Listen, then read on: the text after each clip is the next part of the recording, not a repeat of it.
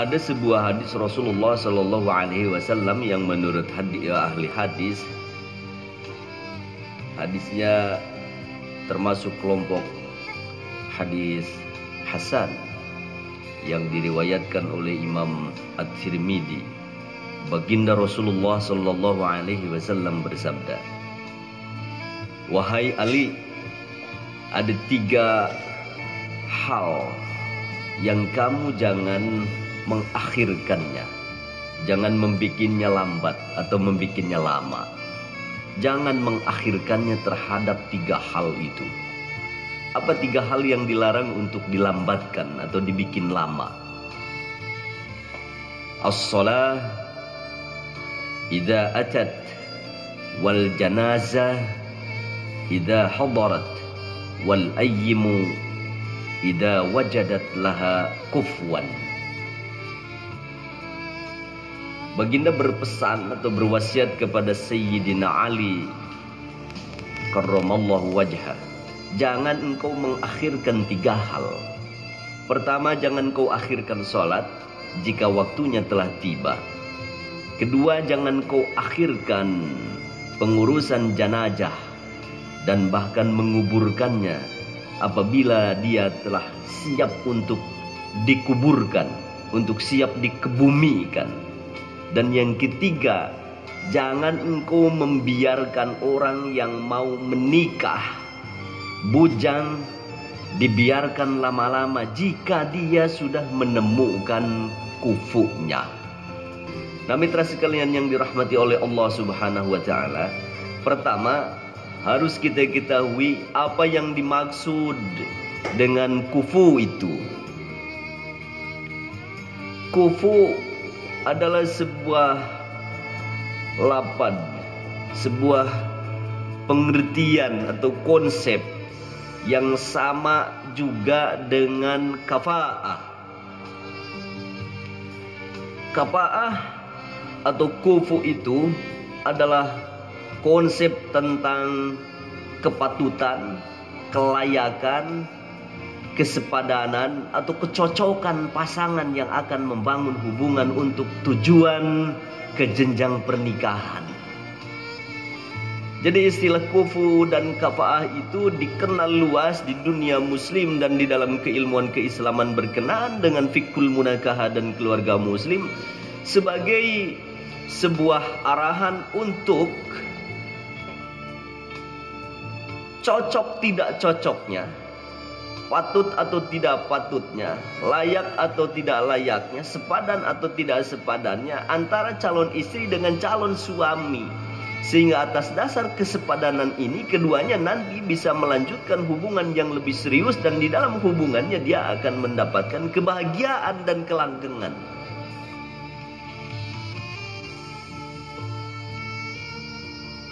Pertanyaan yang kedua, kenapa kufu atau kafa'ah itu diatur di dalam hukum Islam dan ditempatkan posisinya sedemikian penting di dalam fikul munakahah? Nah, mitra sekalian, itu diposisikan karena dia merupakan sebuah konsep fikih yang penting terkait dengan kelanggengan rumah tangga, terkait dengan kelestarian rumah tangga kelak. Sebab atas dasar kafa'ah ini, kelanggengan dan kelestarian rumah tangga dapat disumbang. Kelestarian dan kelanggengan rumah tangga dapat dipastikan bisa berjalan dengan baik karena ada kafa'ah. Meskipun mungkin sumbangan faktor-faktor lain juga begitu besar, tetapi di antara faktor yang dominan yang menentukan terhadap kelanggengan dan kelestarian rumah tangga kelak itu adalah kufu dan kafa'ah ini.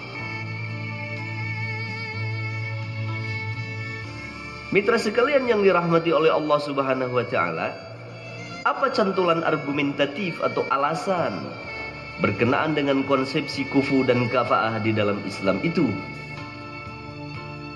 Cantolan argumentasinya atau dalil di dalam keilmuan keislaman yang merujuk kepada sumber-sumber yang otoritatif itu sangat banyak. Satu di antaranya yang populer dan ini dikenal luas di kalangan fuqaha serta mujtahidin yang berbicara pada konteks kufu dan kafa'ah dimaksud, di antaranya adalah Al-Quran surah An-Nur ayat 26. Nah, ini ayat berbicara tentang konsep kufu atau kafa'ah. Jadi laki-laki yang baik cocoknya sepadannya dengan perempuan yang baik-baik. Dan begitu pula perempuan yang baik-baik cocoknya hanya dengan laki-laki yang baik dan indah perangainya saja. At-tayyibun lit-tayyibat. Ini adalah cantolan argumentatif kenapa kufu dan kafa'ah itu ada. Dan di samping itu, ini menjadi inspirasi orang untuk mencari pengetahuan dan pemahaman yang lebih dalam dari hikmatul tasyrik. Kenapa kafa'ah dan kufu itu menjadi bagian dari yang penting di dalam fiqhul munakahah dan keluarga muslim. Nah, mitra sekalian yang dirahmati Allah, inilah cantolan yang dijadikan dalil atau sumber argumentatif terkait dengan konsep kufu dan kafa'ah. Bahkan secara populer ada hadis Rasulullah Shallallahu Alaihi Wasallam yang diriwayatkan oleh Imam Bukhari, dan kalau tidak salah ada juga yang diriwayatkan oleh Imam Muslim dengan konten atau isi yang sama. Adapun yang diriwayatkan oleh Imam Bukhari, hadis ini diterima dari Abu Hurairah. Baginda Rasulullah Shallallahu Alaihi Wasallam bersabda, sebuah hadis yang sangat populer, tunkahul mar'atu li arba'in. Dinikahi perempuan itu karena dia memiliki 4 hal. Apa yang 4 hal itu? Limaliha, walihasabiha, walijamaliha, walidiniha, fadbar bidatid din ceribatirak. Nah, ini adalah hadis yang diriwayatkan oleh Imam Al-Bukhari, bahwa perempuan dinikahi itu karena memiliki 4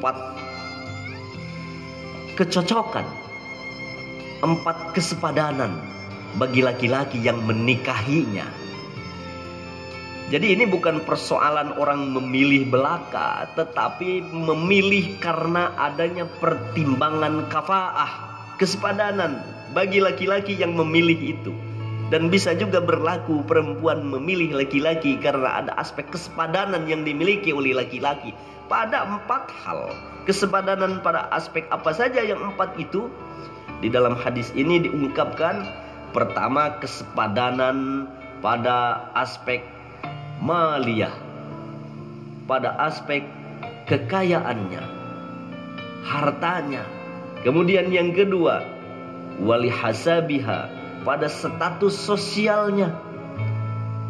Yang ketiga, wajamaliha, pada aspek rupanya, keelokan dan kecantikan perempuan itu atau pasangan itu. Dan yang keempat, walidiniha, karena aspek kesepadanan agama, kesamaan atau kecocokan akidahnya. Fadbar bidatid din, kata baginda Rasulullah, maka pilihlah yang beragama, yang memiliki agama, yang mutadayyin, yang memiliki kesalehan, yang berkualitas pada aspek keagamaannya. Kenapa? Sebab dengan memilih pada aspek ini, yang terakhir yaitu karena faktor keberagamaan dan kesalehannya, seribat tirak, maka engkau akan mendapatkan keberuntungan, akan mendapatkan kebahagiaan, engkau akan mencapai semuanya. Inilah panduan berkenaan dengan kafa'ah di dalam Islam, dan itu menjadi cantolan argumentatif.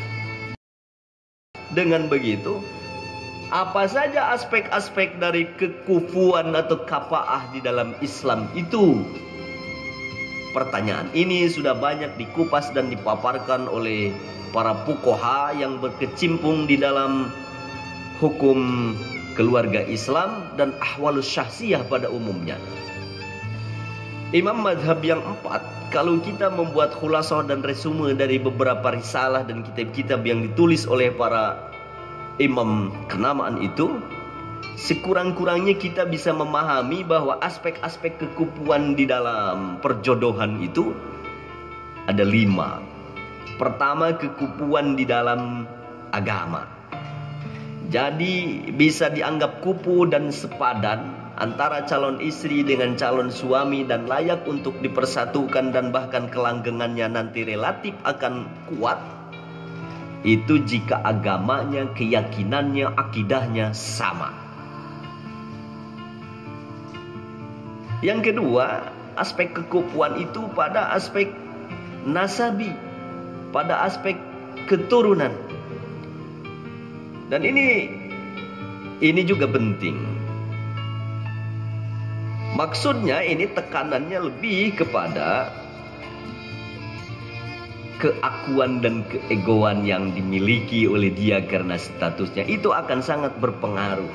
Dan kadang-kadang ini meskipun tidak penting, patut dipertimbangkan. Dan itu banyak dibicarakan, dibahas oleh para ulama yang ahli di bidang konstruksi hukum Islam untuk keluarga muslim. Yang ketiga, mitra sekalian, adalah status ekonomi. Status ekonomi itu konteksnya adalah soal hirfah. Hirfah itu profesi. Jadi seseorang yang memiliki mata pencaharian atau profesi yang bagus, itu tentu harus berkecocokan di antara keduanya.